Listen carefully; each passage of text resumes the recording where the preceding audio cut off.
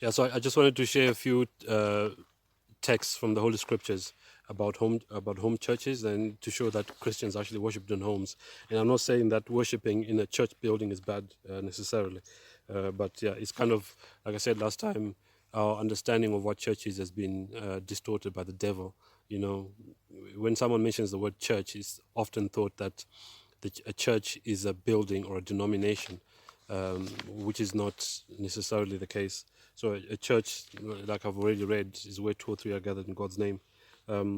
So some scriptures to read for those who are interested: Romans 16 verse 5, 1 Corinthians 16:19, Colossians 4:15, and Philemon 1 verse 2. All those show that the early Christians worshipped in homes. Uh, so when attending Newbold Church, that's in England, a trainee pastor told me and my wife that the trainee pastors at Newbold College, because there's Newbold College, and then within the campus of Newbold College there's a church as well. That's where we used to actually go to the church there at one point. So this trainee pastor told us that the trainee pastors were being made to sign a document stating that they would not speak against the papacy. Yeah, so that's why sometimes, for those who are wondering why you never hear pastors exposing the whole of Babylon in the nominal SDA churches, this is the reason why, because they've been told not to talk about that or to expose the papacy. Also, whilst attending Newbold SDA Church, we learned that there was a ministry called Adventist Muslim Relations, which is not, it's not a bad thing in itself to try and basically reach out to Muslims with the intention of getting them to convert and become Christians. But this particular ministry was basically, they believe that Muslims worship the same God, that basically Allah, the God of the Muslims, is the same God that we worship as Christians, which is obviously false. Another false doctrine from the devil. One very, very quick way to prove that Allah and the God of the Bible are not the same God is that Allah does not have a son. And in fact, the Quran teaches several times that Allah has no son. And Muslims also believe that Jesus did not die on the cross, but rather that someone else took his place. So if you believe that you worship the same God as the Muslims, then you are mistaken, and you've been deceived basically. The God of the Muslims is not the God of the Bible, because the God of the Muslims, Allah, does not have a son, and it's only through Jesus Christ that we can be saved. So if you do away with Jesus, because the Muslims only believe that Jesus is a prophet. They don't believe that, they call him Isa, by the way. They don't believe that Jesus is the Son of God. You start believing that, then you'll be lost. So how can anyone claiming to be a Christian accept a religion that denies Jesus as God's son and the only one who died for us? So yeah, lots of deception, and even after making this video, I'll probably think of some other things that I would have liked to share. But yeah, I think those are the major things that I wanted to share. The stuff that I shared last time and the stuff I've shared in this video. I hope those who are watching and listening will find that helpful. So if your decision is to stay in the nominal SDA church because you think that's where God has called you to be, and you feel that if you leave, you're going to be lost, because that's something I addressed in my first video, where there's a lot of heavy indoctrination and mind control in the SDA church, along with most of the other churches as well. What I would advise is, if you feel like you're going to stay there, and you're not going to leave, yeah, okay, that's your decision. But what I would say, don't be quiet. Then don't be quiet. Don't, if you see and hear some of the things that I'm exposing in this video, and I exposed last time in my first video, you shouldn't be quiet, because if you're quiet, then basically you're acquiescing. And when you see anything wrong, whether it's someone being abused, or you hear of false doctrines in the church and you're quiet, you are actually like an accomplice basically, and it's like you're taking part in it. So you have to speak up.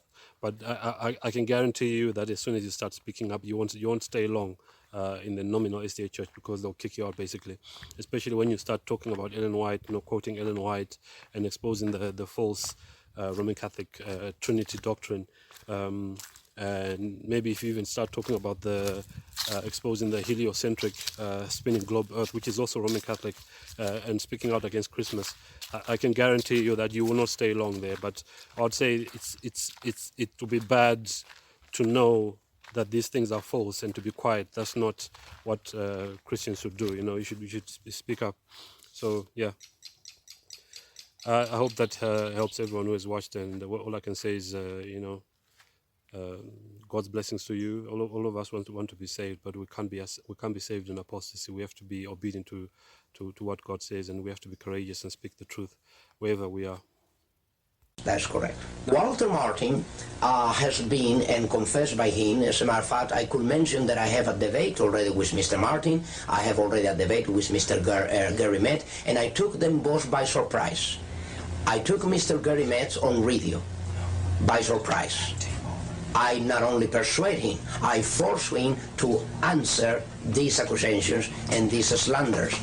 And then I took immediately Mr. Walter Martin and Anaheim. And both gentlemen, they were not looking really to meet with me. They were trying to avoid, if it were all possible, that confrontation that I did have with both. We have tapes of these confrontations and these debates. And then Mr. Walter Martin, he himself, even so that I knew his name and the list of very confident persons by the Jesuit order.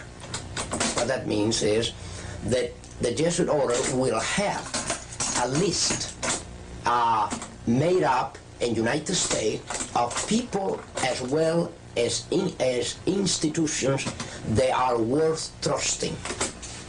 And Mr. Walter Martin, I even mentioned to him in this confrontation with him that his name was listed in that list. What did he say? And he said to me, well, I don't know why my name is there. I said, you should know. He should know. Yes. I said, you should know. As a matter of fact, why Mr. Walter Martin, 25 years ago, he even wrote about the cult to Mary, a book about Mary, and 25 years after, he have a list, as a matter of fact, that I have with me, a list of cults where he lists the most dangerous cults, and all who in the list of his most dangerous cults are Christian Science, Jehovah's Witnesses, Mormons, starting with the Mormons. And suddenly, I was expecting that he will place at the top of the most dangerous cult Roman Catholicism, but were the Mormons. Now, the Mormons become the victim of Roman Catholicism not only, but become the victim of Mr. Walter Martin, because even the Mormons are the product of Roman Catholicism.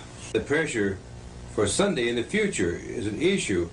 Is that a product of the Jesuits, or what do you know about that?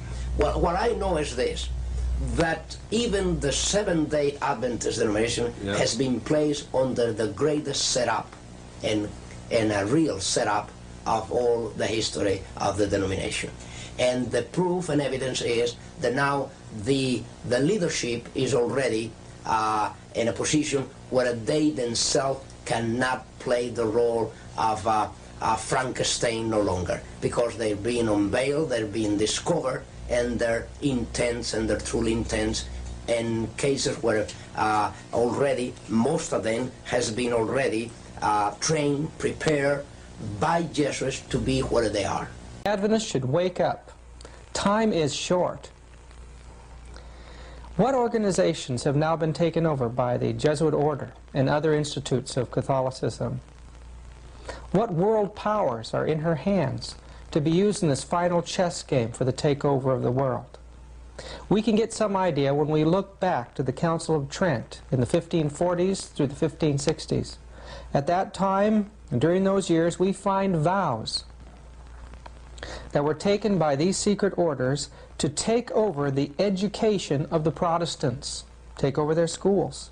take over their churches, especially to destroy the Protestant Bible by creating many translations, destroy the monarchies of Europe, destroy nationalism, to use astronomy and astrology to create new calendars that would eventually transfer the sanctity from Sabbath or Saturday to Sunday. Their goal was to take over the business world, internationalism. They were to take over banking, to take over Judaism and the movement of Zionism, to create political strife and chaos and all of these things for one end, that Catholicism should rule. Listen. I did training in monasteries and convent where I prepare cursigistas, the Legion of Mary, the Blue Army, many of these militant organizations. I train and prepare how they can become Baptists, how they can become Adventists, how they can become Methodists, how they can become Presbyterian, how they can become Pentecostal, and all these areas where they must infiltrate any area